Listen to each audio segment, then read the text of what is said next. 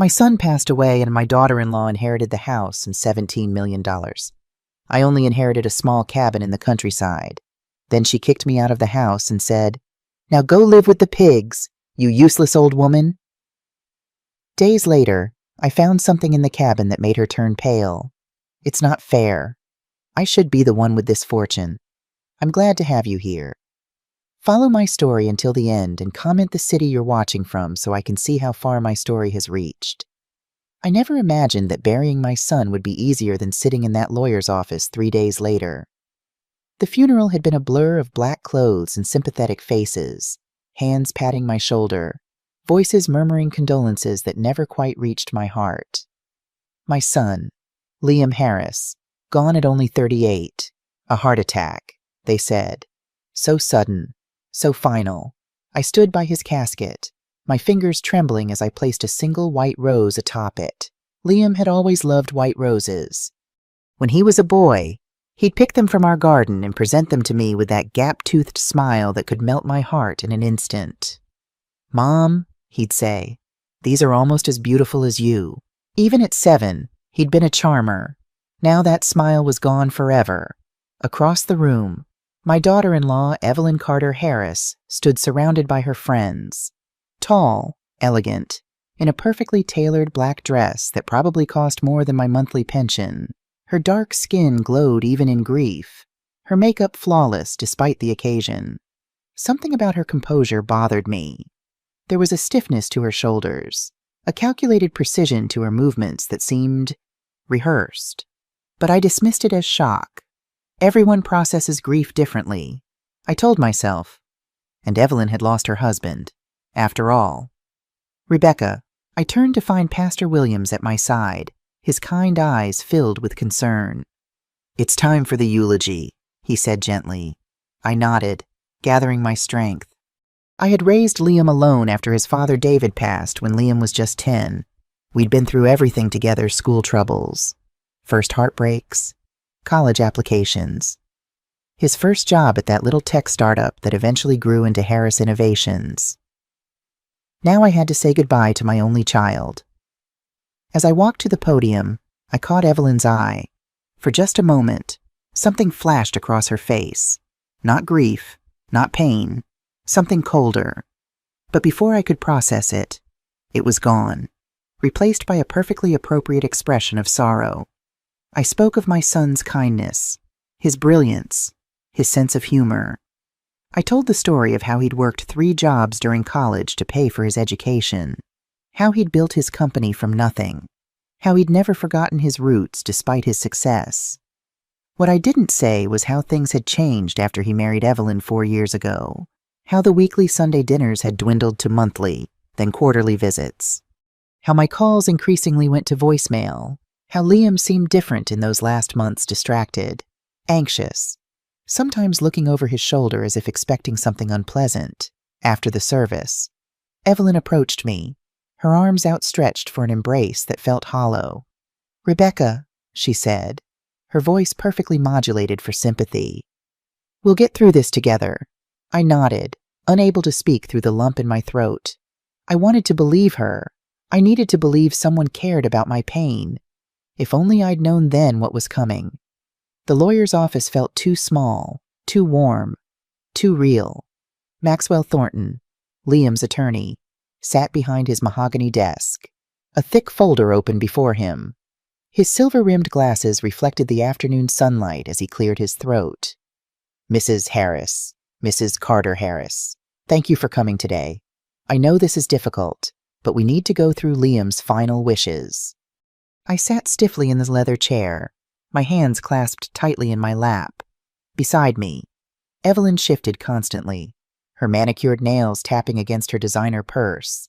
She'd been unusually quiet since we'd arrived, but I could feel the tension radiating from her like heat from a furnace. "Before we begin," Thornton continued, "I want to express my condolences. Liam was not only my client, but my friend. His loss is felt deeply by many." I nodded, fighting back tears. The doctor had said it was a genetic condition, something that could strike without warning.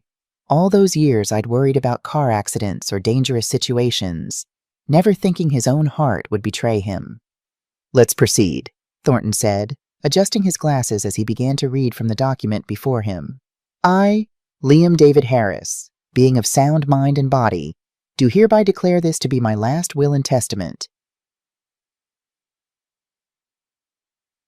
The formal language washed over me, meaningless legal phrases that couldn't possibly capture my son's voice, his spirit, his love.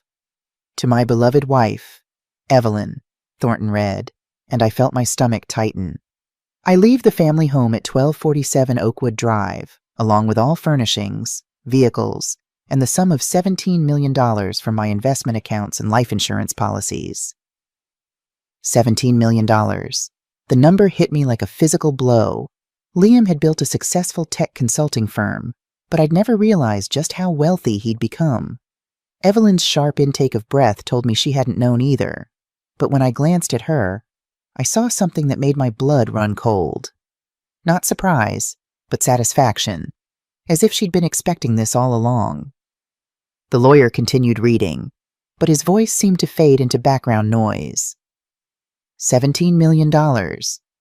And the house where I'd lived with Liam and his father for over 30 years. The house where I'd raised my son, where I'd nursed my husband through his final illness, where every room held memories of our family. And to my mother, Rebecca Harris, the lawyer's voice brought me back to the present. "I leave the property located at 847 County Road 15, known as Willow Creek Cabin, along with all structures and contents therein." That was it. The entire reading took less than 10 minutes, and in that time, my whole world had been redistributed. Evelyn got millions and the home I'd lived in for 3 decades. I got a rundown cabin in the middle of nowhere that Liam's grandfather had built in the 1960s. Is that all?" I managed to whisper, my voice barely audible. Thornton nodded sympathetically.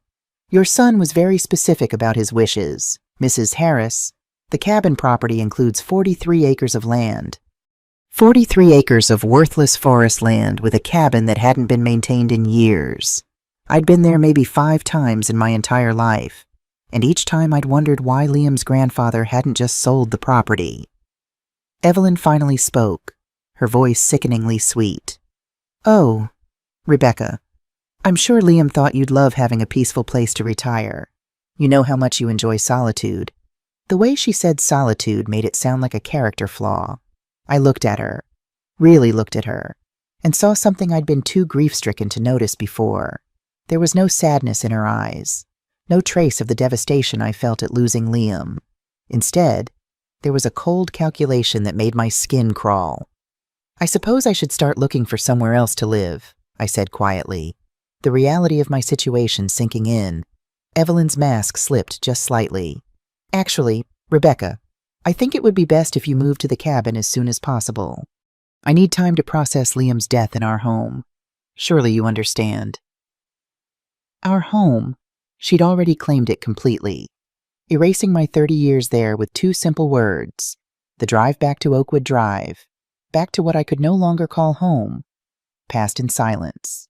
Evelyn disappeared into the master bedroom immediately, leaving me standing alone in the living room where Liam had taken his first steps, where we'd celebrated every Christmas, where just last month he'd told me about the new contract that would secure his company's future. That night, I couldn't sleep. I walked through the house like a ghost, touching familiar objects that would soon belong to someone else. In Liam's office, I found myself staring at the family photos on his desk. There was one of him at 5 years old, gap-toothed and grinning, holding up a fish he'd caught at Willow Creek Cabin. I'd forgotten about that day until now. The memory brought fresh tears to my eyes. Liam had been so proud of that little fish, insisting we take a picture before throwing it back into the creek. "It deserves to grow up with its family. Mom," he'd said, my sweet, compassionate boy. What had happened? How could he leave me with nothing but a dilapidated cabin while giving everything to a woman who couldn't even shed a tear at his funeral as dawn broke? I had no answers, only a hollowness in my chest where my heart used to be. The next morning, Evelyn emerged from the master bedroom fully dressed, her hair and makeup perfect despite the early hour. She found me in the kitchen sitting at the table with a cup of coffee I hadn't touched. "Rebecca," she said, her tone brisk and businesslike. "I've arranged for a moving company to help you pack. They'll be here this afternoon." This afternoon. I looked up at her in shock. "But I thought—" "I know this is hard," she interrupted, but her voice held no sympathy. "But honestly, staying here is just prolonging the grieving process for both of us. The cabin will be good for you. Fresh air, nature, time to reflect." She made it sound like a vacation instead of an exile. "Evelyn, please," I said, my voice breaking. "This is my home. I've lived here for 30 years. All my memories of Liam are here." Something hard flashed in her eyes. "It's not your home anymore, Rebecca. It's mine." The will was very clear on that point.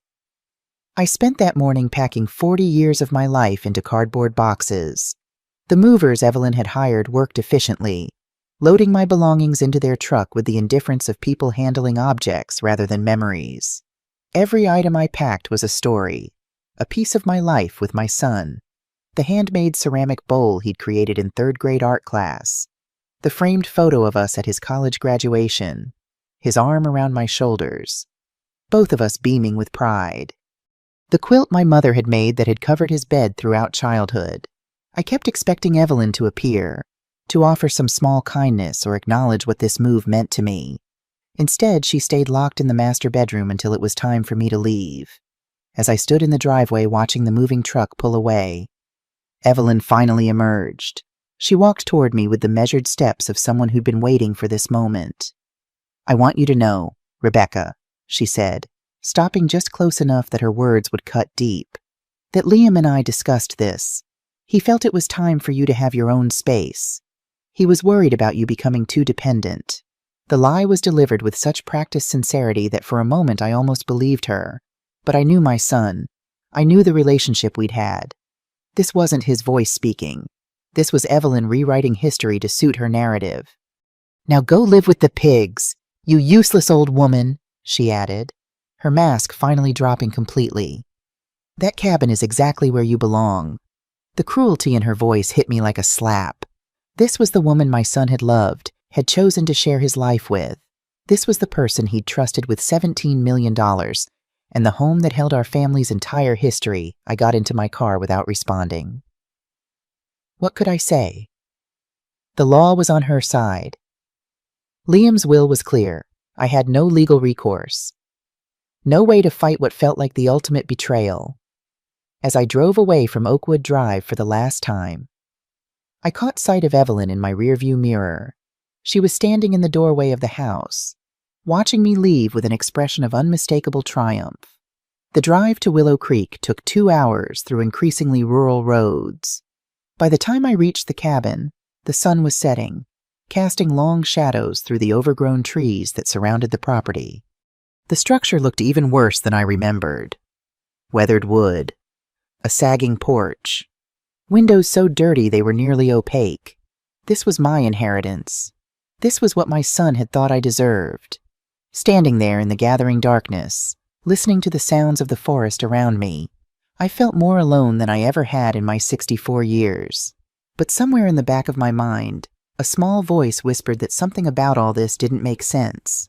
Why would Liam, who called me every Sunday and never missed my birthday, suddenly decide I needed to be isolated in the middle of nowhere?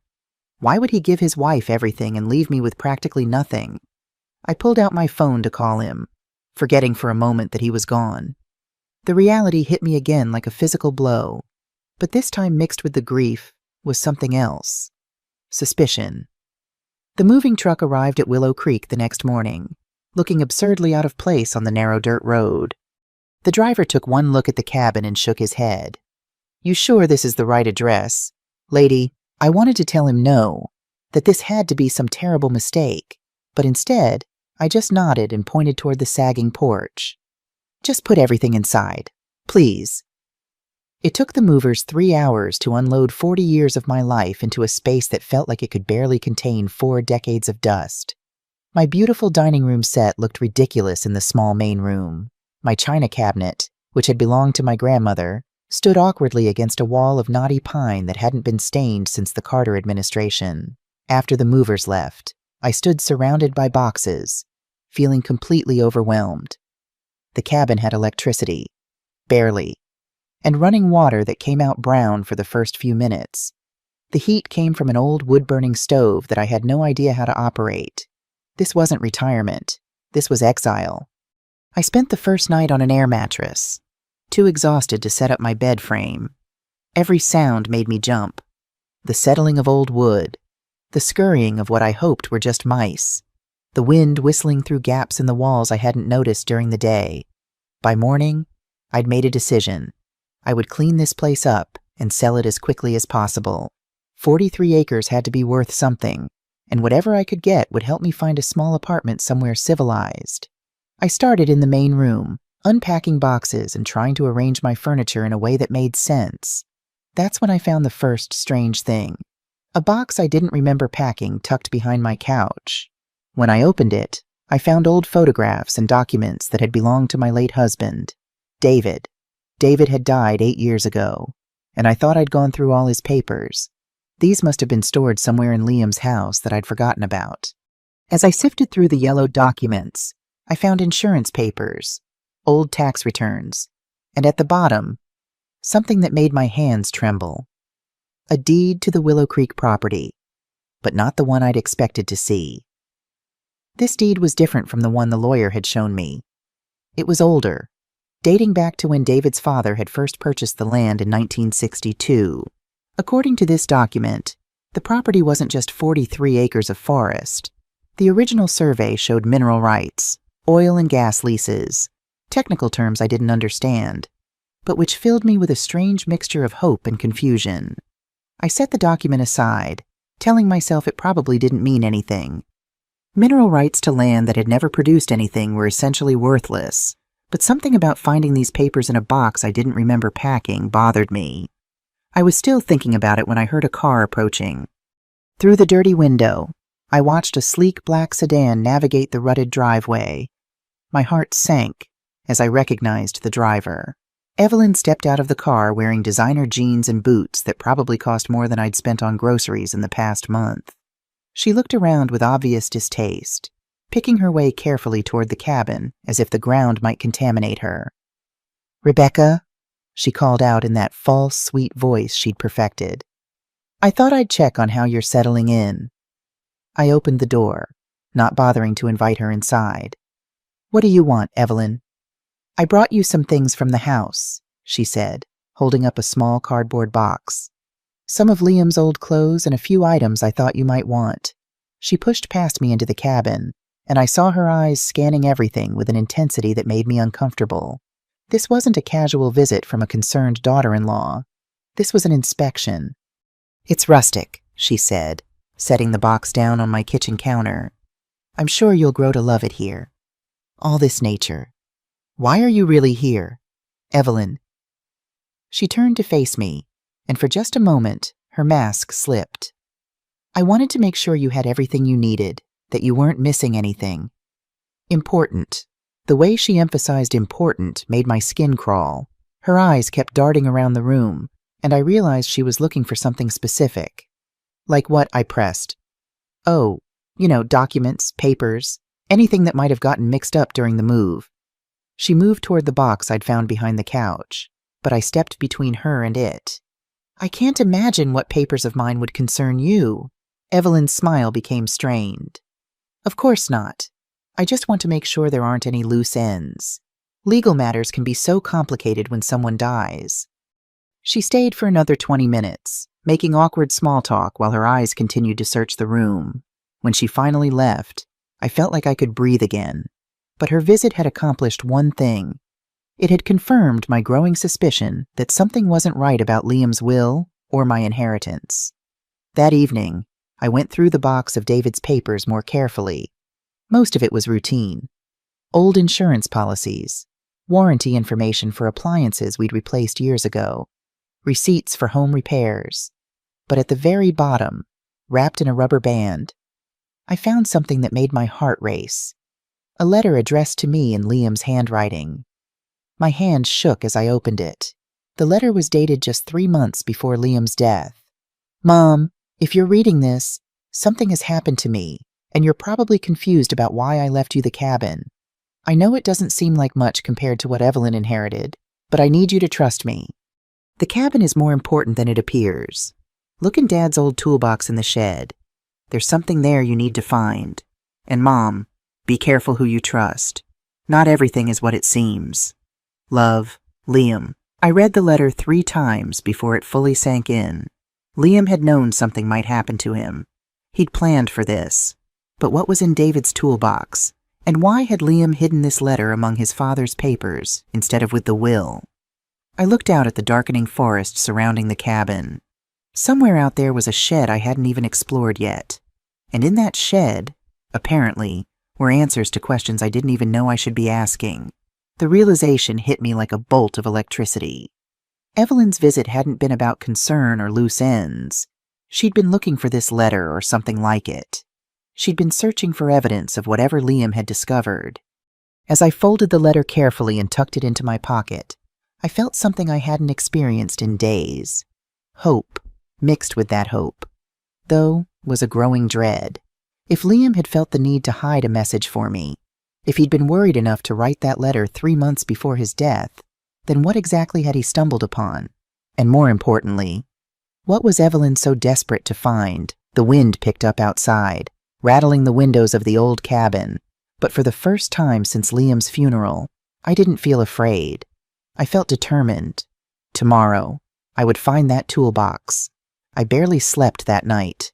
Liam's letter felt like it was burning a hole in my pocket, and every creak of the old cabin made me wonder if Evelyn had come back. By dawn, I was dressed and ready to search for David's toolbox. The shed stood about 50 yards behind the cabin, half hidden by overgrown bushes and leaning slightly to one side like it might collapse at any moment. The door stuck, swollen from years of moisture, and I had to put my full weight behind it to get it open. Inside, everything was covered in a thick layer of dust and cobwebs. Rusty garden tools hung from hooks on the walls, and wooden shelves held paint cans so old their labels had faded to illegibility. It looked like no one had been in here for years.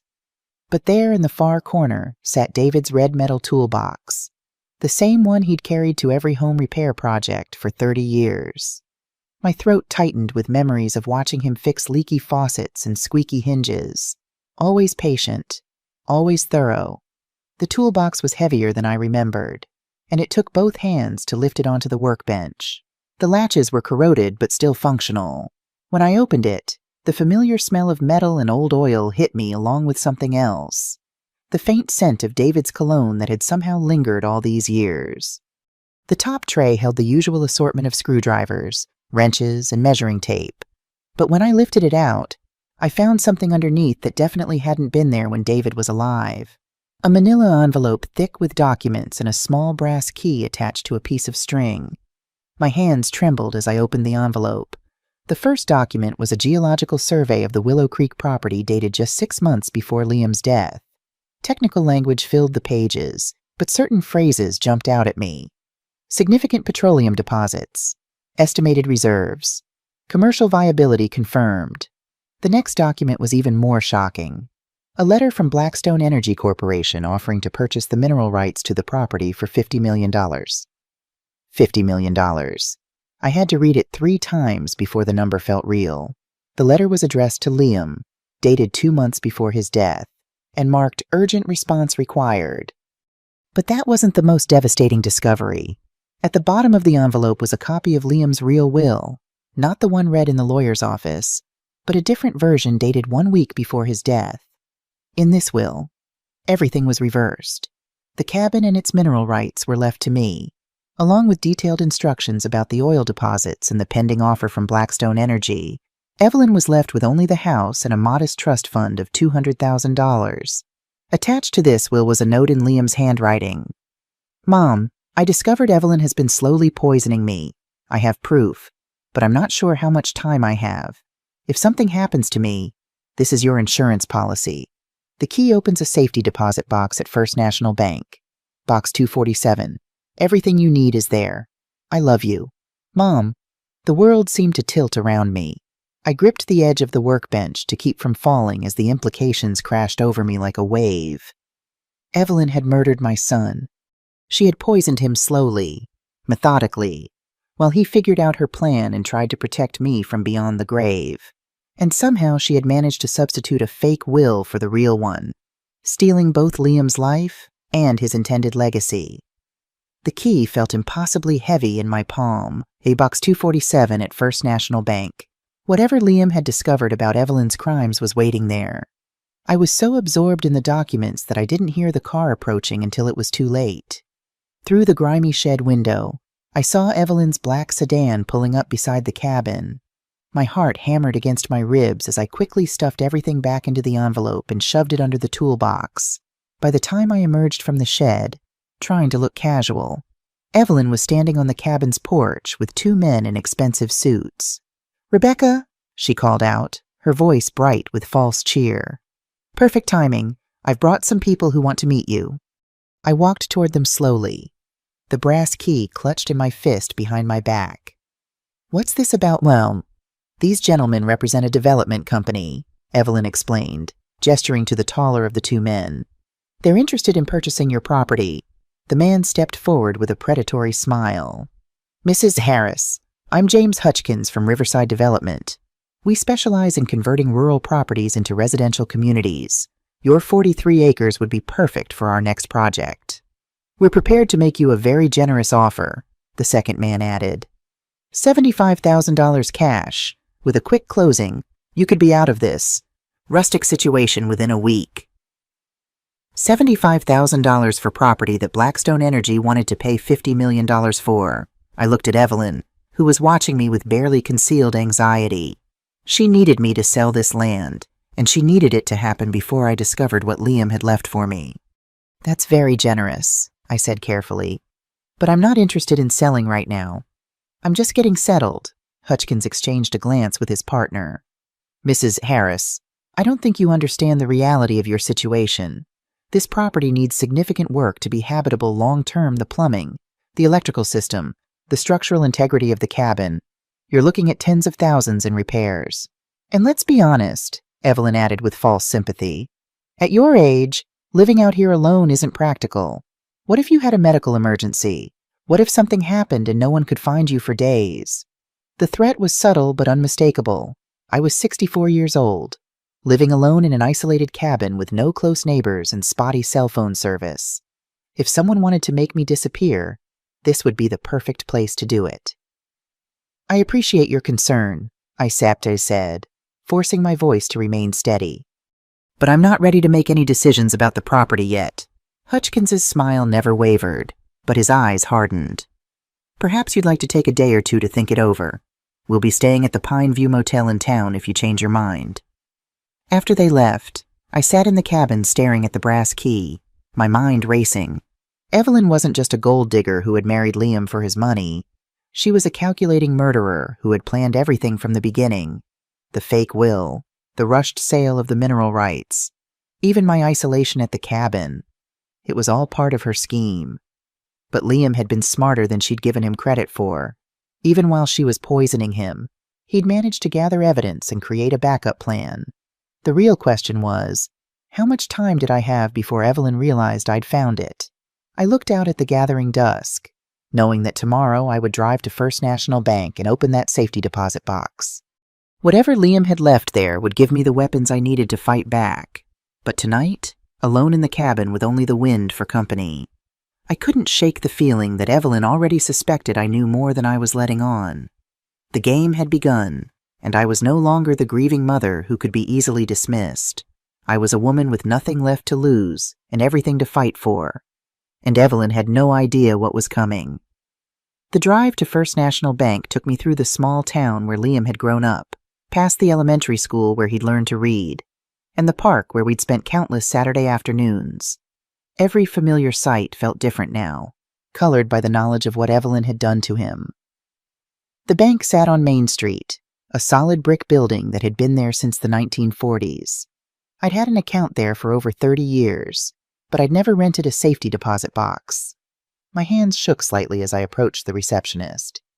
"I need to access safety deposit box 247, I said, producing the brass key and the copy of Liam's real will that established my legal right to the contents. The bank manager, Grace Chen reviewed the documents with the careful attention of someone who'd seen plenty of family drama played out in her office.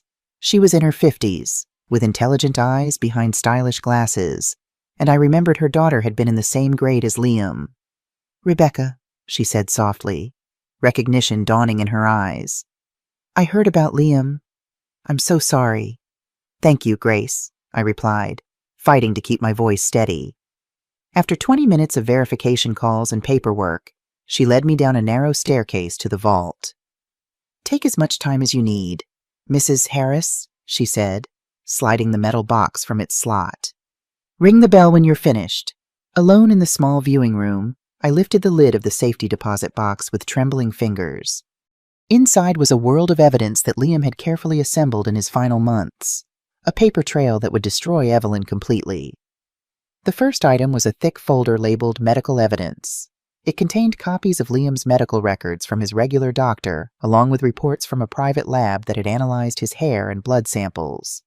The results showed consistent levels of thallium, a heavy metal that, when administered in small doses over time, could cause heart failure while being nearly undetectable. Thallium poisoning. That's how Evelyn had murdered my son.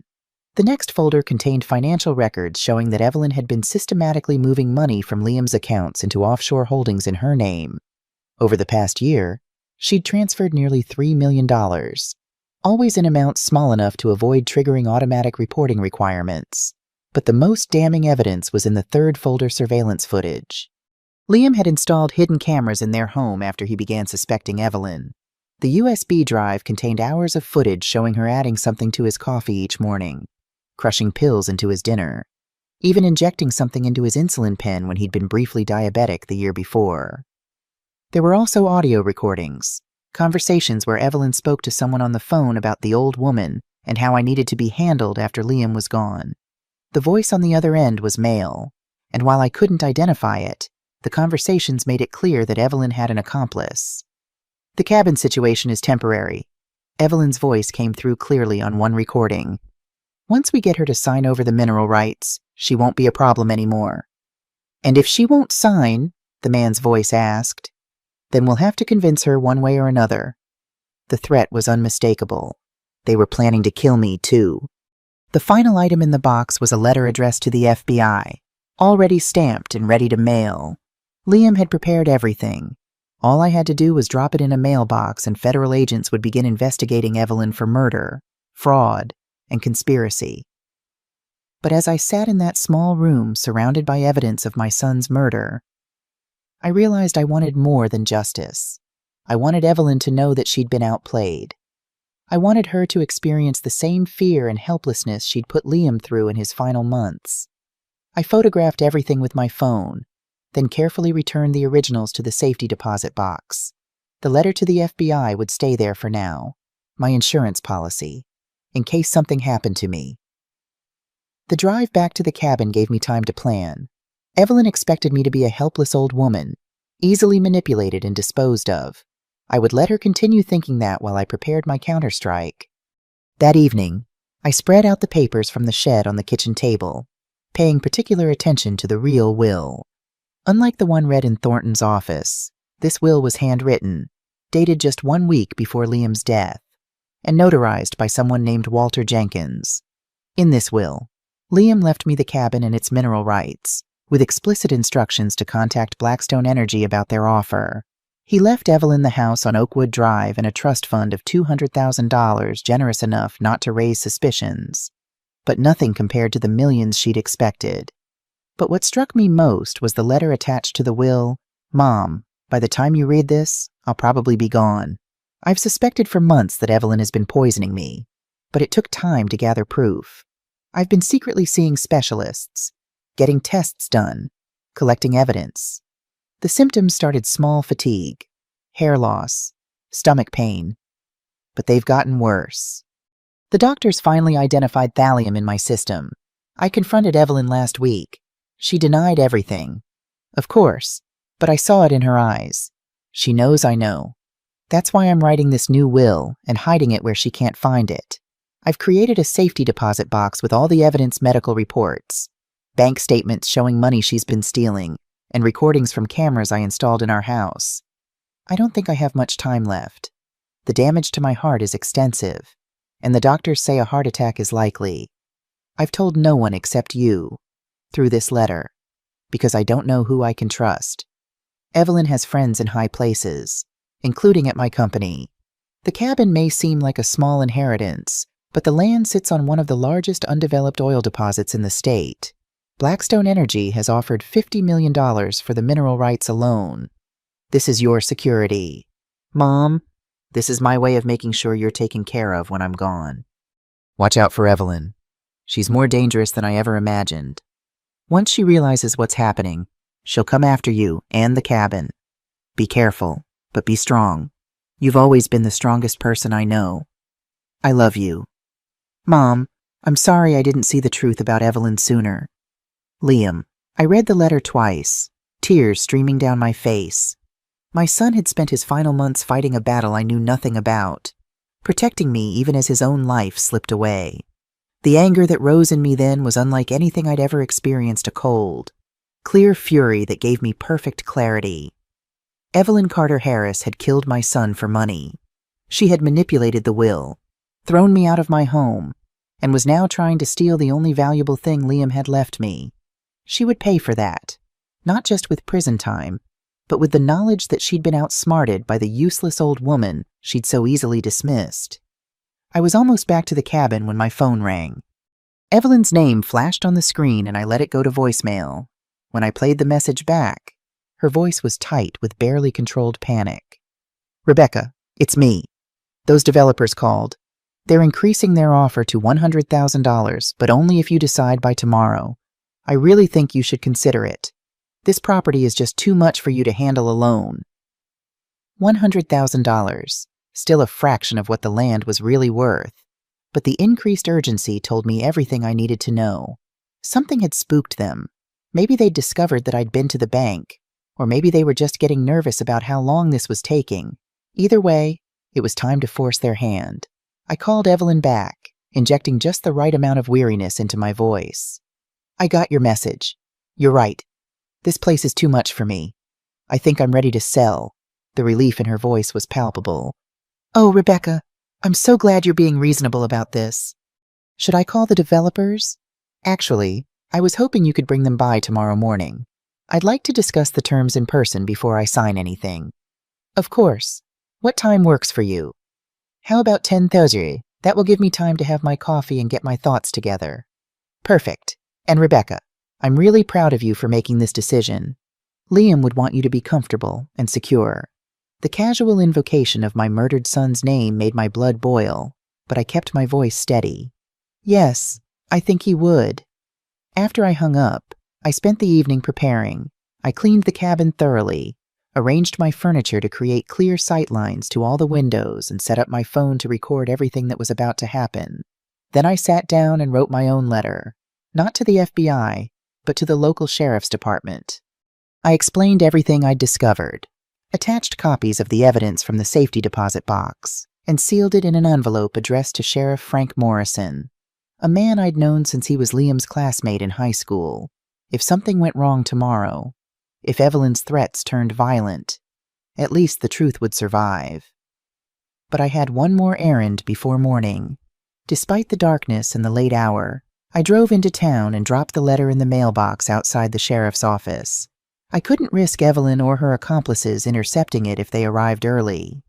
As I drove back to the cabin through the quiet night, I felt strangely calm. For the first time since Liam's death, I had purpose, I had clarity, and most importantly, I had truth on my side.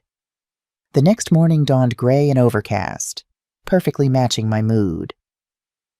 I made coffee and toast, going through the motions of a normal breakfast while my heart hammered against my ribs.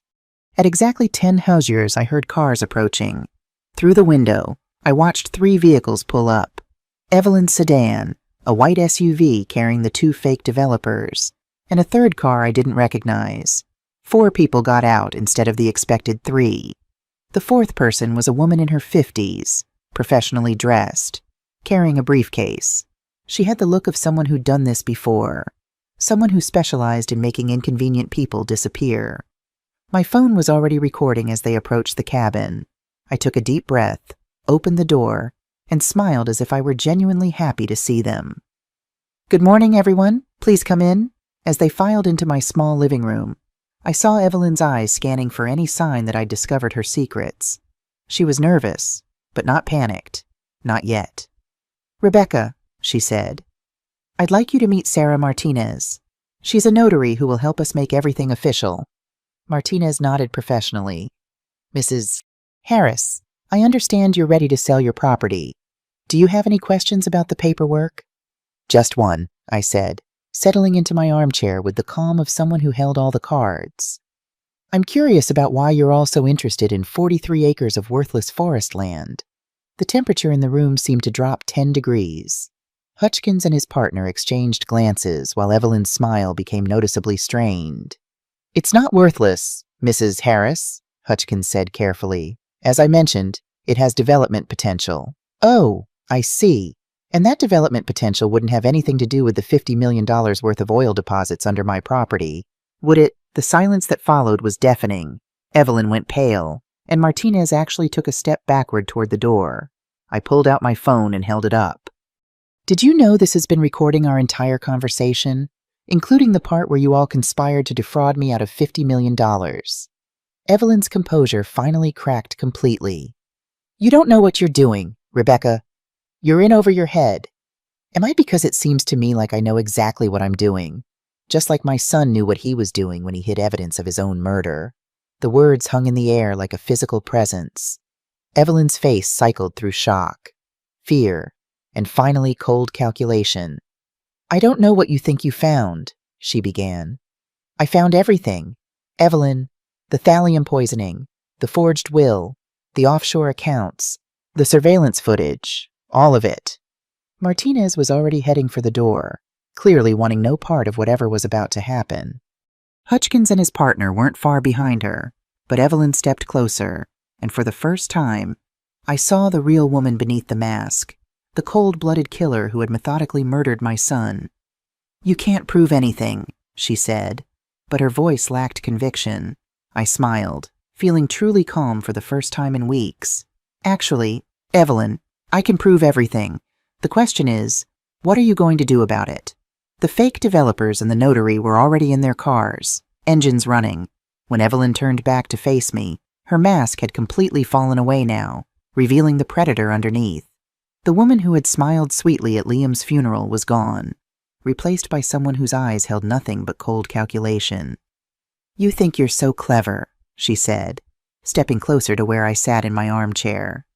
"But you're just a foolish old woman who doesn't understand the game she's playing." I kept my phone positioned to capture everything, my finger hovering over the emergency call button. "I understand perfectly. You murdered my son for money, and now you want to kill me too." "Liam was weak," she spat, her voice dripping with contempt. "He actually believed in love and family. He never saw what was right in front of him until it was too late. He saw enough. He gathered evidence, changed his will.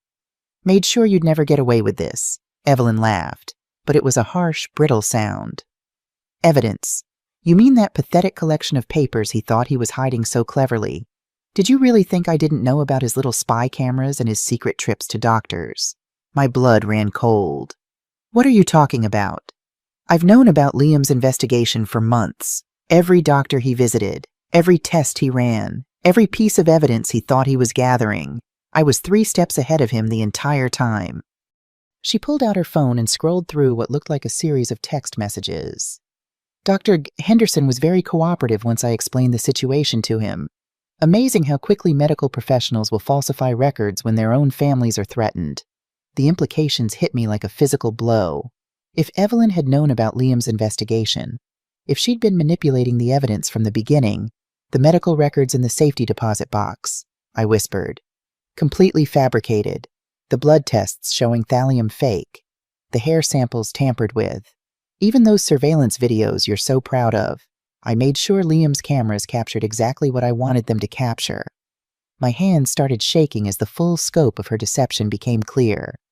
"You let him think he was building a case against you." I encouraged it. Poor Liam, so desperate to protect his mommy. He had no idea that every piece of evidence he collected was actually strengthening my position. When the authorities eventually investigate his death, and they will, thanks to all his paranoid preparations, they'll find a mentally unstable man who was convinced his loving wife was trying to poison him. She moved to the window, looking out at the empty driveway where the other cars had disappeared. The tragic truth will be that Liam suffered a psychotic break in his final months. Paranoid delusions, wild accusations, secret meetings with doctors who will testify that he was exhibiting signs of severe mental illness. But the real will that leaves me everything. Also fate. I had Liam create that secret will himself, convinced him it was necessary to protect you from me. He wrote it in his own handwriting, signed it willingly, even had it notarized by someone who will swear Liam seemed perfectly rational at the time. The room seemed to spin around me. Every piece of evidence I thought I had, every weapon Liam had left me to fight with. All of it was part of Evelyn's elaborate trap. The best part, she continued, her voice taking on an almost dreamy quality, is that Liam died believing he'd outwitted me. In his final moments, when the massive heart attack hit, he probably felt satisfied knowing that his dear mother would be protected. I felt sick to my stomach. Why are you telling me this? Because I want you to understand how completely you've lost before I finish what I started. She turned back to face me, and I saw something in her eyes that made my skin crawl. Liam wasn't the only one who underestimated me. Rebecca, you did too. She walked to the kitchen and opened the cabinet where I kept my coffee mugs. Did you enjoy your coffee this morning? I noticed you made a fresh pot before we arrived. Very hospitable of you. The mug I'd used for breakfast was still sitting in the sink, and suddenly I understood why I'd been feeling slightly dizzy since they'd arrived. The room seemed to tilt, and I gripped the arms of my chair to steady myself. What did you do? The same thing I did to Liam, just much faster. Concentrated thallium solution, completely tasteless, virtually undetectable, unless you know exactly what to look for. She checked her watch. You've got maybe 20 minutes before the heart palpitations start, 30 minutes after that. Complete cardiac arrest. I tried to stand, but my legs wouldn't support me. The phone slipped from my fingers and clattered onto the floor. The beautiful irony, Evelyn said, settling into the chair across from me as if we were having a pleasant conversation, is that everyone will believe you committed suicide, a grieving mother, overwhelmed by financial problems and living alone in this depressing cabin. It writes itself. She pulled a piece of paper from her purse and placed it on the coffee table between us. Even through my growing confusion, I could see it was a suicide note written in what looked remarkably like my handwriting. I can't go on without Liam, she read aloud. The guilt of knowing I failed him as a mother is too much to bear. I'm sorry for the pain I've caused everyone. Very touching, don't you think? My vision was starting to blur, but I forced myself to focus. There had to be something, some way to fight back. The recording on my phone. But even as I thought it, I realized Evelyn was right. Who would believe a recording made by a woman everyone would think was mentally unstable? The property will go to Liam's estate, of course, she continued conversationally. As his widow, I'll inherit everything, including those valuable mineral rights. Blackstone Energy is prepared to pay $60 million now. Apparently, the deposits are even larger than originally estimated. $60 million. My son had died for $60 million. You won't get away with this, I managed to whisper, though even forming the words was becoming difficult. I already have gotten away with it. Liam's death was ruled natural causes. Your death will be ruled suicide, and I'll be the grieving widow who lost both her husband and her mother-in-law to tragic circumstances beyond anyone's control. She stood up and walked to the door. I'm going to leave now. Rebecca, when they find you tomorrow, I'll be at the spa in town getting a massage and building an alibi. By the time anyone thinks to question me, all the evidence will point to a depressed old woman who couldn't handle her grief. The cabin door opened, letting in a gust of cold air that made me shiver. Or maybe that was the poison working its way through my system. Goodbye, Rebecca. I'd say I'm sorry it had to end this way, but we both know that would be a lie. The door slammed shut, and I heard her car starting up outside. Within moments, the sound of her engine faded into the distance, leaving me alone with the growing certainty that I was going to die. But as I sat there fighting against the fog that was clouding my thoughts, I remembered something Evelyn didn't know about. Something I'd done that morning before anyone arrived. The letter I'd written to Sheriff Morrison wasn't sitting on my kitchen counter where I'd left it. It was already in the mail, dropped into the post office box in town during my early morning drive. Sheriff Morrison would receive that letter tomorrow, along with copies of everything I'd found in the safety deposit box. Even if Evelyn had manipulated the original evidence, my letter would raise enough questions to trigger a real investigation. It wasn't much, but it was something. As my heart began to race erratically and the room spun around me, I held on to that single thought. Evelyn thought she'd won, but she'd made one critical mistake. She'd underestimated a mother's love for her child. And now, even if I didn't survive, she was going to pay for what she'd done to Liam. The room was spinning violently now, and my heart felt like it was trying to beat its way out of my chest. Each breath was a struggle, and I could feel my body shutting down just as Evelyn had planned. But in those moments when I expected to slip into unconsciousness, something extraordinary happened. My phone, which had fallen to the floor during Evelyn's confession, began ringing with an incoming call. The sound seemed to pierce through the fog in my brain, and I realized I wasn't as far gone as I'd thought. With enormous effort, I managed to slide out of the chair and crawl toward the phone. The caller ID showed Sheriff Morrison's name, my letter. Somehow he'd gotten it early. "Mrs. Harris," his voice crackled through the speaker when I managed to answer. "Poisoned," I gasped into the phone. "Evelyn, she just left. Thallium in my coffee." "Jesus Christ, I'm sending an ambulance right now. Stay on the line with me. Rebecca." The next few minutes were a blur of sirens, paramedics, and the strange sensation of being lifted onto a stretcher, but I remained conscious, fighting against the poison with a determination I didn't know I still possessed. It turned out that Evelyn had made a crucial miscalculation. In her arrogance, she'd assumed that a 64-year-old woman would succumb to the same dose that had killed my son. But I was smaller than Liam, and ironically, a lifetime of drinking strong coffee had given me a tolerance for certain toxins that she hadn't accounted for. The emergency room doctors pumped my stomach and started chelation therapy to remove the heavy metals from my system. It was touch and go for several hours, but by evening they told me I was going to make a full recovery. Sheriff Morrison was waiting by my hospital bed when I woke up the next morning. "How are you feeling?" he asked, his expression grim, like I've been run over by a truck, but alive. He nodded. "Rebecca, I need you to tell me everything that happened yesterday. Everything Evelyn said. Everything she admitted to." I told him the whole story, from finding Liam's letter in the toolbox to Evelyn's confession about manipulating all the evidence. Morrison took careful notes, occasionally asking for clarification.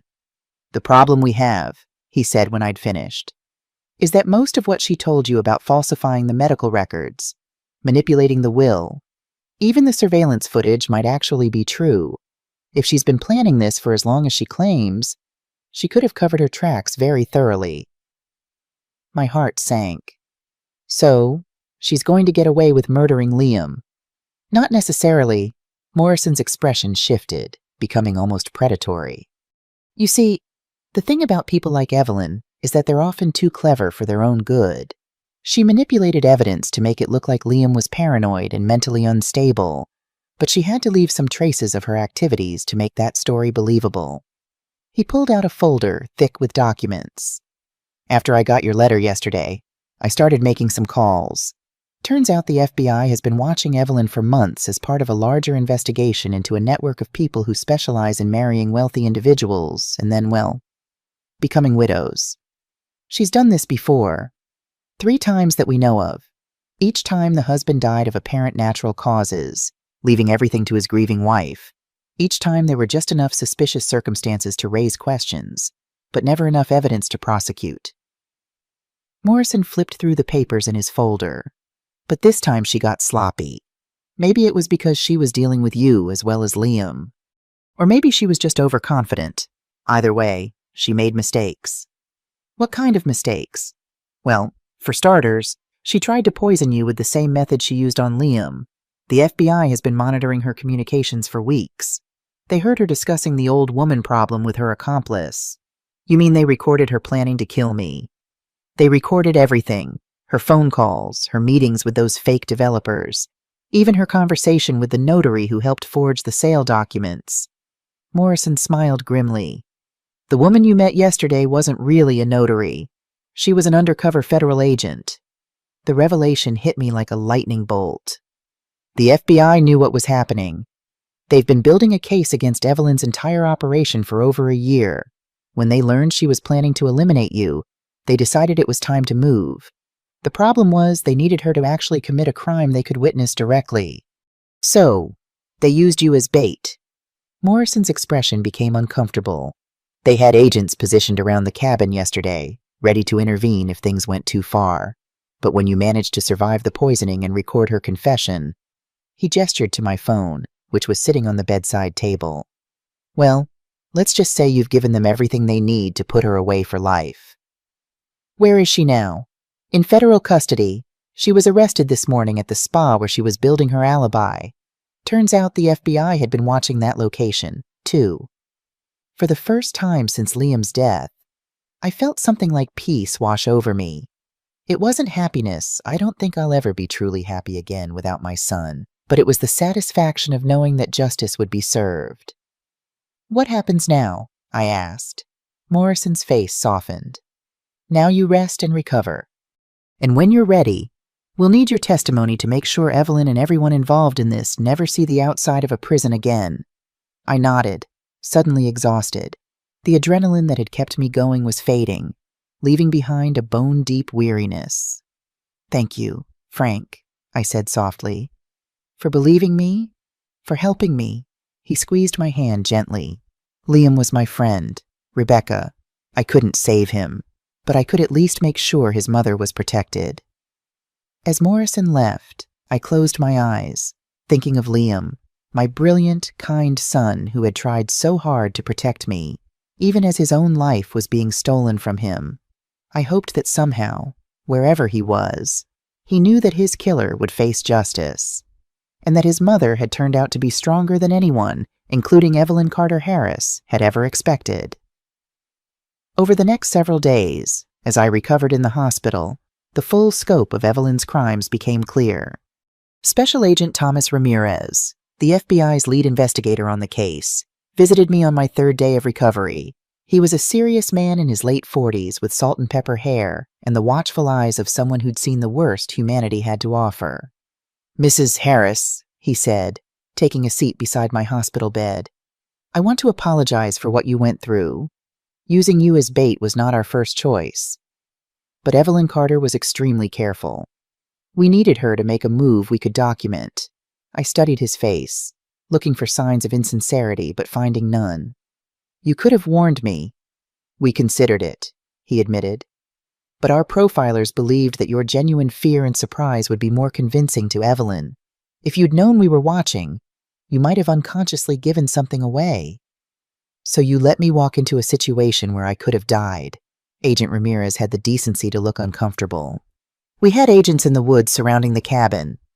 2 were dressed as hikers, one as a utility worker checking lines down the road. The moment Evelyn put something in your coffee, we had probable cause to intervene. But we needed to let the situation develop enough to catch her in the act. And if I had taken a bigger sip if the poison had worked faster. We had a medical team standing by with chelation therapy equipment, the same treatment you received at the hospital. He leaned forward, his expression earnest. Mrs. Harris, I understand your anger, but what you need to know is that Evelyn Carter is part of a larger network we've been tracking for years. Your son wasn't her first victim. This caught my attention. Morrison mentioned she'd done this before. Ramirez nodded, pulling out a tablet. He swiped through a series of photographs, 3 men of varying ages, all successful-looking, all dead. Dr. Alexander Green, a renowned neurologist from Atlanta, died of apparent brain aneurysm 3 years ago at age 42. Left everything to his wife of 2 years, Evelyn Green, born Evelyn Carter. He swiped to the next photo. Marcus Wilson, real estate developer in Miami, heart failure at 45, less than a year after marrying Evelyn Wilson. Another swipe. Jason Chen, tech executive in San Francisco. Sudden cardiac arrest at 40 after 18 months of marriage to Evelyn Chen. I stared at the images, feeling sick. She's been doing this for years. At least 6 years that we can document. Possibly longer. Ramirez put the tablet down. What makes Evelyn unusual is that she doesn't just kill for inheritance. She seems to enjoy the process, the slow poisoning, watching her victims deteriorate while thinking they're simply ill. In psychological terms, we believe she displays characteristics of a malignant narcissist with sadistic tendencies. And the men she worked with at my cabin, James Hutchkins and Marcus Foster, are part of her network. They aren't killers themselves, but they facilitate the property transfers, create fake documentation, and help launder the money. We've had them under surveillance for months. I thought about what might have happened if I hadn't found Liam's letter, if I hadn't discovered the truth about the cabin. How many others have they killed? We've identified 12 victims across 7 states. Evelyn is directly linked to 4 of them, including your son. Ramirez's expression darkened. What makes this case particularly disturbing is the level of planning involved. These aren't crimes of passion or opportunity. They're meticulously orchestrated over months or years. She told me she knew Liam was investigating her, that she manipulated the evidence he was gathering. Ramirez nodded. That fits with her profile. Evelyn doesn't just want to kill her victims.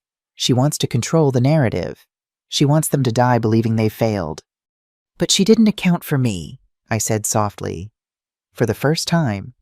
Ramirez smiled. No, Mrs. Harris. She didn't. In all our psychological profiles of Evelyn, we never predicted she would underestimate a grieving mother's determination. You've given us something we've been searching for, direct evidence of her confession. He reached into his briefcase and pulled out a document. This is a formal request for your cooperation as a witness in the federal case against Evelyn Carter and her associates. Your testimony, combined with the recording you made and our surveillance, will ensure she never hurts anyone again. I took the paper, scanning the legal language. What happens now?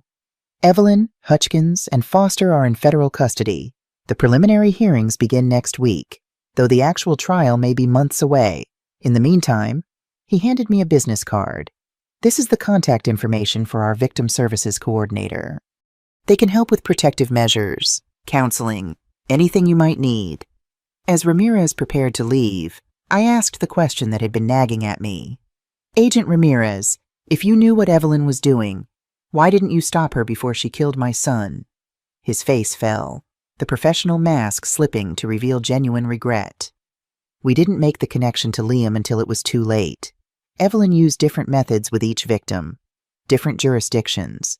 It wasn't until we identified the pattern with Jason Chen's death that we realized what we were dealing with. He placed a hand on my shoulder. I'm truly sorry we couldn't save your son, Mrs. Harris.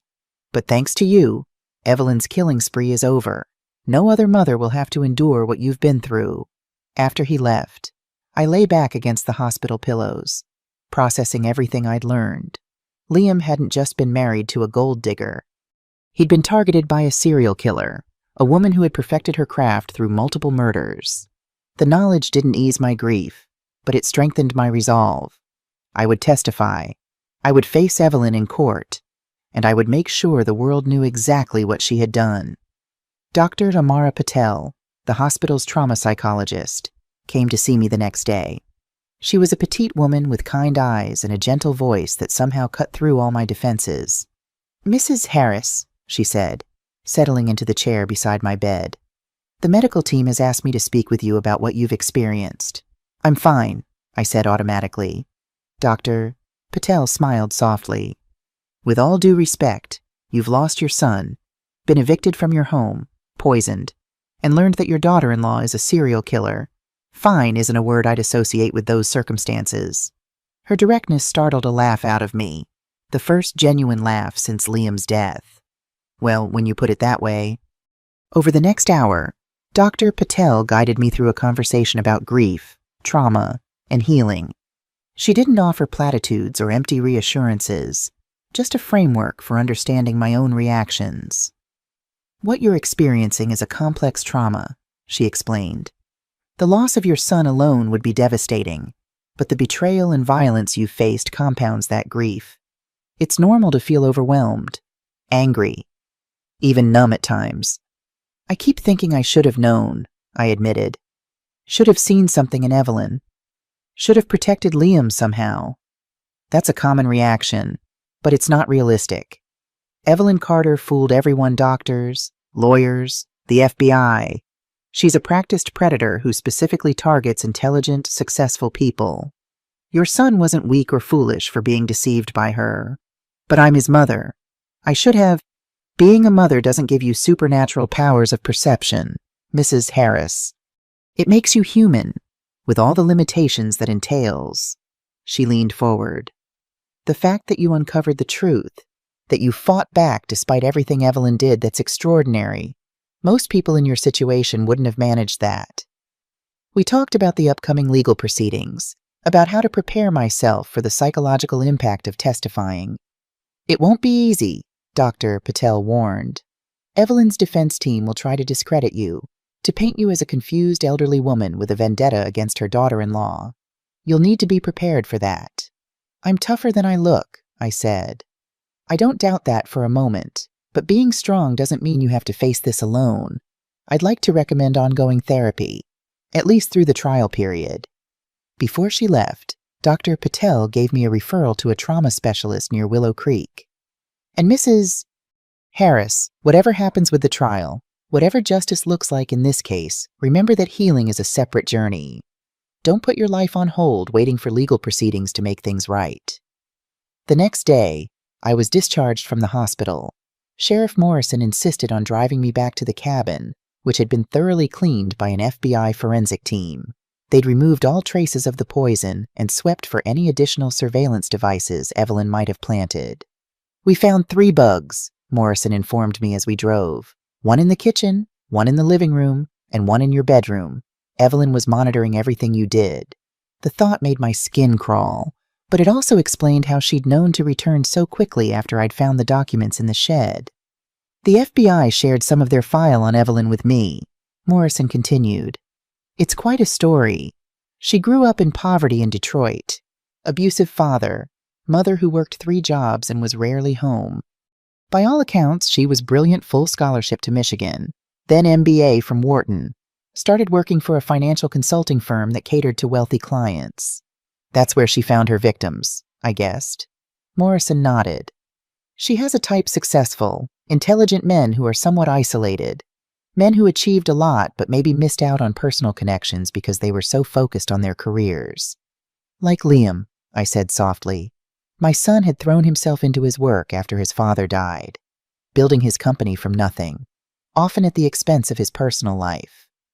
The FBI profiler believes Evelyn sees these men as stand-ins for her father. She seduces them, marries them, then slowly destroys them, enjoying their confusion and suffering before finally killing them. We pulled up to the cabin, which looked different in the bright afternoon light, less threatening, somehow, despite everything that had happened there. You sure you want to stay here? Morrison asked. You could come stay with Martha and me until this all blows over. Martha was Morrison's wife, a sweet woman who taught 2nd grade at the local elementary school. The offer was tempting, but I shook my head. I need to do this. Frank, I need to reclaim this place. Make it mine instead of a symbol of what Evelyn did. He helped me inside with my few belongings, then handed me a small box. The FBI asked me to give you this. It's a panic button system if anything happens. If you feel unsafe for any reason, just press the button and both my department and the federal agents will respond. After Morrison left, I wandered through the cabin, seeing it with new eyes. The space that had felt like a prison now represented something different: my son's final act of love. His attempt to protect me by giving me something valuable that Evelyn wouldn't immediately recognize. In the bedroom, I found the photographs I'd unpacked before everything happened. The one of Liam at Willow Creek, proudly holding his fish, had been placed on the nightstand. I picked it up, tracing his smile with my finger. I'm going to make this right, I whispered to his image. I promise. The next few weeks passed in a blur of legal meetings, medical follow-ups, and gradual healing. The chelation therapy to remove the remaining thallium from my system left me exhausted, but each day I felt a little stronger. Agent Ramirez kept me updated on the case's progress. Evelyn had hired a high-powered defense team, but the evidence against her was overwhelming. My recorded confession, combined with the FBI's surveillance and financial records showing her pattern of behavior across multiple states, had created an airtight case. "She's trying to negotiate a plea deal," Ramirez told me during one of his visits to the cabin, "offering to give up names of others in her network in exchange for avoiding the death penalty. Will the prosecution accept? They're considering it. A trial would be lengthy, expensive, and potentially traumatic for the families of all the victims. If we can get her to admit to everything and identify her accomplices, it might be worth taking the death penalty off the table." I thought about it, about what justice for Liam would look like. What would happen to her, life imprisonment without the possibility of parole, in a federal supermax facility?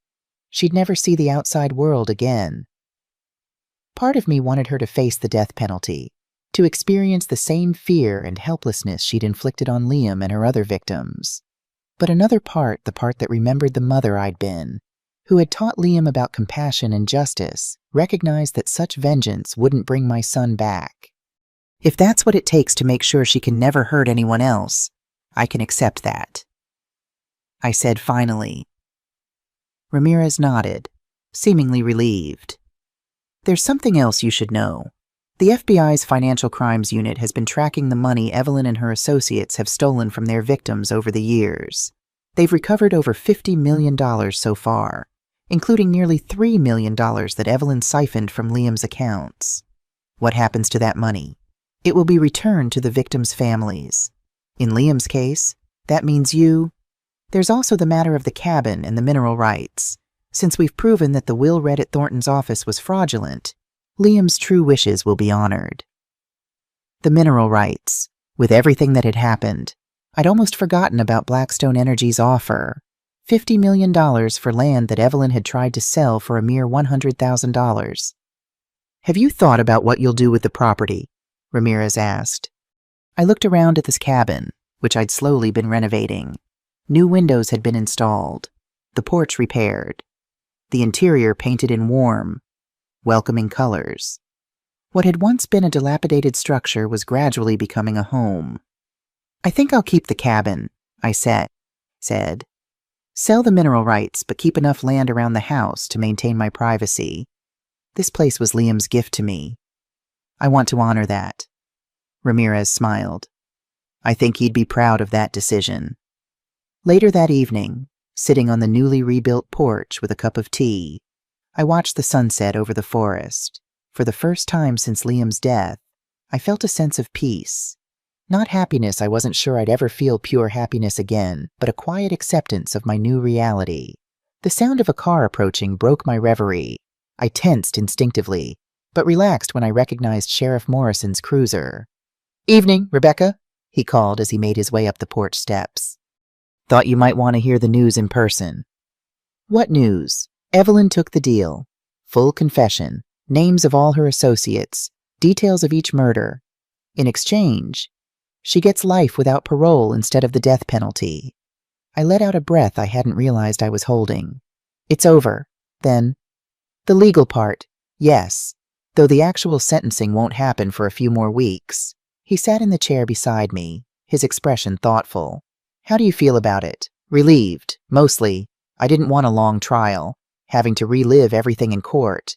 Morrison nodded. "The FBI will still need your testimony for the sentencing phase, but it won't be as intensive as a full trial would have been." We sat in companionable silence for a while, watching as the first stars appeared in the darkening sky. "You know," Morrison said eventually, "Martha and I were thinking. It's been a while since we had a proper neighborhood gathering. Once all this is behind you, maybe we could host a little welcome party. Help you meet some of the folks around here." The gesture touched me deeply. "I'd like that. Frank, thank you."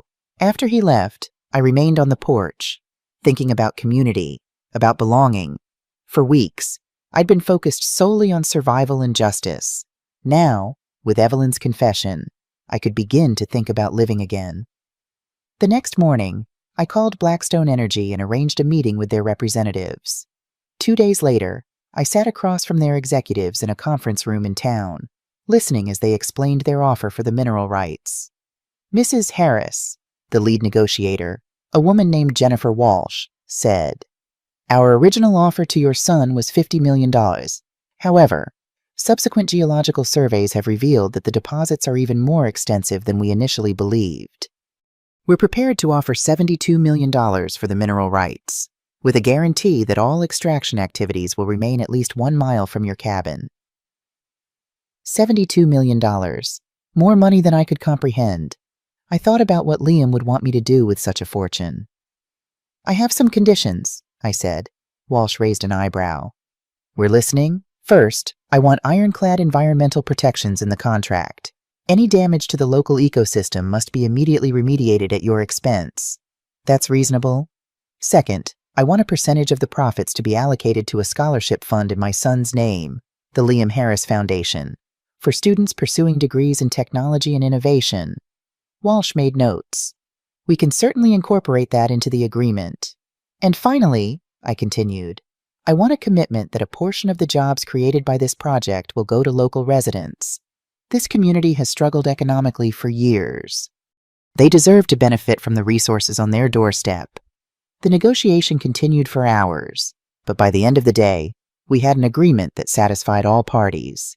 As I signed the final papers, I felt a strange mix of emotions: grief for what I'd lost, pride in what I'd accomplished, and a cautious optimism for the future. That night, I dreamed of Liam, not as the successful businessman he'd become, but as the gap-toothed boy with the fish, laughing by the creek behind the cabin. In the dream, he looked at me with those clear, kind eyes and said, "You did it, Mom. You made it right." I woke with tears on my cheeks, but they weren't entirely tears of sadness.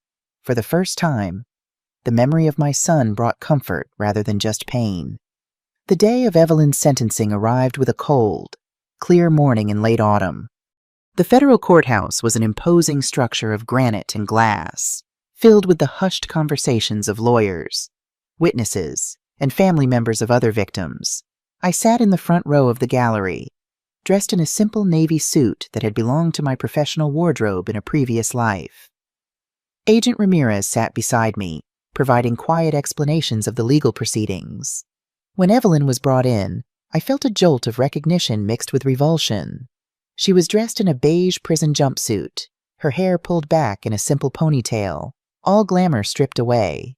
Without the designer clothes and perfect makeup, she looked smaller, almost ordinary. But when her eyes met mine across the courtroom, I saw the same cold calculation I'd witnessed in the cabin. Even facing life imprisonment, Evelyn Carter remained unrepentant. The judge, a stern woman in her 60s with silver hair and penetrating eyes, called the court to order. The proceedings began with a recitation of the charges: 4 counts of first-degree murder, multiple counts of fraud, money laundering, and conspiracy. Then came the victim impact statements. Family members of Alexander Green, Marcus Wilson, and Jason Chen spoke about the men they had lost, about the devastation Evelyn had wrought in their lives. Their stories echoed my own experience: the shock, the disbelief, the gradual realization of betrayal. When my turn came, I walked steadily to the podium, feeling the weight of all eyes upon me. I had prepared a statement, but as I looked at Evelyn, sitting there impassively, I set the paper aside. "My son, Liam Harris, was 38 years old when he died," I began, my voice stronger than I had expected. "He was brilliant, kind, and trusting, qualities that Evelyn Carter exploited and ultimately destroyed. But what she didn't destroy, what she couldn't touch, was the essence of who he was." I described Liam's life, his achievements, the people he had helped, the legacy he had left behind. I spoke of the hole his absence had created in my world, a void that could never truly be filled. "I don't speak today seeking vengeance," I concluded. "No punishment can bring back my son or ease the pain of his loss. I speak to ensure that Evelyn Carter never has the opportunity to inflict this suffering on another family, and I speak to honor Liam, who even in his final days fought to protect me and to expose the truth." As I returned to my seat, I felt a strange lightness. I had said what needed to be said. I had stood for my son. The judge then addressed Evelyn directly, her voice like steel. "Ms. Carter, before I pronounce sentence, do you wish to make a statement?" Evelyn rose gracefully, her hands folded before her. "Yes, Your Honor." She turned slightly, addressing not just the judge, but the entire courtroom. "I have admitted my guilt and accepted the consequences of my actions. I have provided the authorities with information that will help prevent future crimes. Beyond that, I have nothing to say to this court or to the families of the deceased. No remorse, no explanation, no humanity. Just a calculated performance designed to fulfill the letter of her plea agreement while offering nothing of substance." The judge's expression hardened. "Very well. Evelyn Carter, having pled guilty to multiple counts of first-degree murder and related charges, you are hereby sentenced to life imprisonment without the possibility of parole, to be served at the Federal Medical Center. Carswell." The gavel fell with a finality that echoed through the courtroom. As Evelyn was led away, she turned one last time, her eyes finding mine. There was no fear in her gaze, no regret, just a cold emptiness that sent a chill down my spine. Outside the courthouse, reporters clamored for statements from the victims' families. I declined to speak, allowing Agent Ramirez to handle the press. "Justice has been served today," he told the assembled microphones and cameras. "Evelyn Carter and her network have been dismantled, their assets seized, their victims remembered. The FBI would like to express our gratitude to the families who cooperated with this investigation, particularly Mrs. Rebecca Harris, whose courage and determination were instrumental in bringing this case to its conclusion." Later, as Ramirez drove me back to the cabin, he shared something that hadn't been mentioned in court. The psychological evaluation of Evelyn revealed something interesting. She has a complete lack of empathy, what we would classify as malignant narcissism with antisocial tendencies. But there's more to it than that. She specifically targeted men who reminded her of her father. Her father, a successful businessman who abandoned the family when Evelyn was 12. According to her sealed juvenile records, she tried to poison him before he left. At 12 years old, Ramirez nodded. It was ruled an accident at the time, but looking back, it fits the pattern. Each of her husbands represented a surrogate for her father's successful men she could control, punish, and ultimately destroy. And Liam fit that profile. Unfortunately, yes, your son's success, his intellect, even his physical appearance matched her preferred victim type. The knowledge didn't make Liam's death any less painful, but it did help me understand the randomness of it. Liam hadn't done anything to deserve what happened to him. He had simply had the misfortune to cross paths with a predator who saw in him the perfect target. "What will happen to her accomplices?" I asked as we neared Willow Creek. "Hutchkins and Foster have also taken plea deals. They'll serve between 15 and 20 years each, depending on their level of cooperation. The broader network, the doctors who falsified records, the lawyers who helped with the fraudulent wills, they're still being rounded up. This case has opened up investigations in multiple states." As we pulled up to the cabin, now barely recognizable with its new roof, fresh paint, and landscaped yard, Ramirez handed me a folder. "This is for you, the victim compensation paperwork. Between Liam's recovered assets, the mineral rights sale, and the Federal Victims Fund, you're entitled to substantial compensation." "I don't want money," I said quietly. "I want my son back." Ramirez's expression softened. "I know, Mrs. Harris, and I wish more than anything that we could give you that.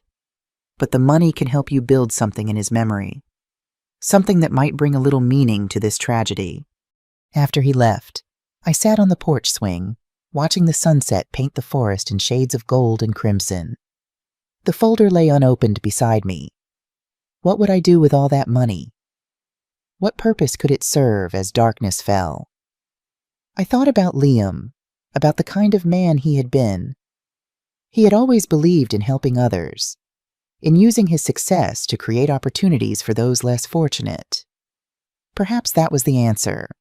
The Liam Harris Foundation would not just be a scholarship fund, it would be a comprehensive program supporting young entrepreneurs, particularly those from disadvantaged backgrounds. It would fund research into detecting and treating heavy metal poisoning. It would advocate for stronger protections for the elderly and vulnerable. It wouldn't bring Liam back.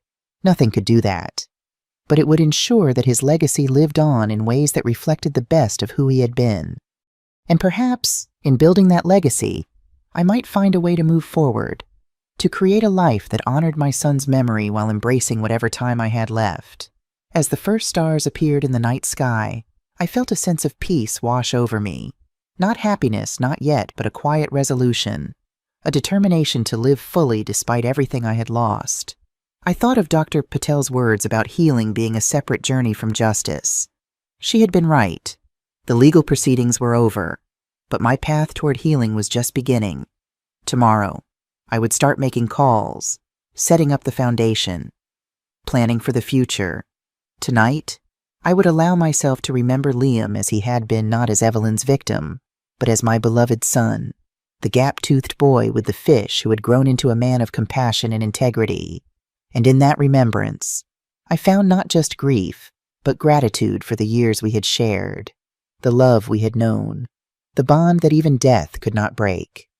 What would you do if you were in my place? Have you ever been through something similar? Comment below.